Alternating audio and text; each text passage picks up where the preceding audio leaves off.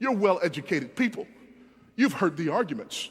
Yes, brother, I understand that, but you see what happened was there were individuals who came and doctored the Bible up, and it's been translated so many times, and it's been changed so many times. And when I talk to college students, they tell me about this myth of these overzealous monks who went out and changed the Bible so that things would match up, so that it would look like we have older documents than we actually have. And in fact, and I think they're really telling me something when they tell this, we don't have any of the originals. Like I'm supposed to shake in my boots when they tell me that. Listen to me.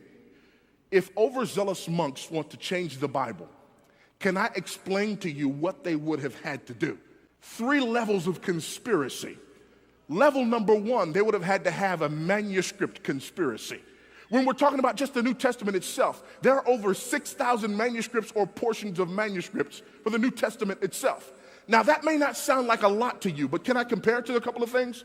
Julius Caesar's Gallic Wars. That's how we know about Julius Caesar and his conquest. We have around 10 manuscripts. Aristotle's Poetics. We have nearly 5 manuscripts. When it comes to the writings of Herodotus, we have less than 10 manuscripts.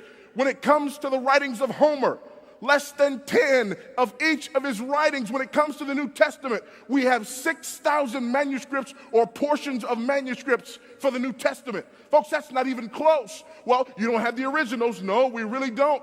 But guess what? We can get earlier than AD 120 with some of the copies that we have.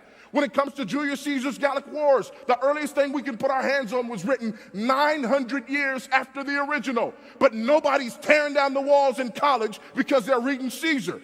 When it comes to Aristotle, the earliest thing we can put our hands on was written 1,400 years after the original. But when it comes to the New Testament, we can put our hands on documents that were written within decades of the originals. So if these overzealous monks wanted to doctor the Bible, what they would have to do is find over 6,000 manuscripts, change all of them, not show their ink work, get them all back where they stole them from, and never tell anybody what they did. That's just level number 1.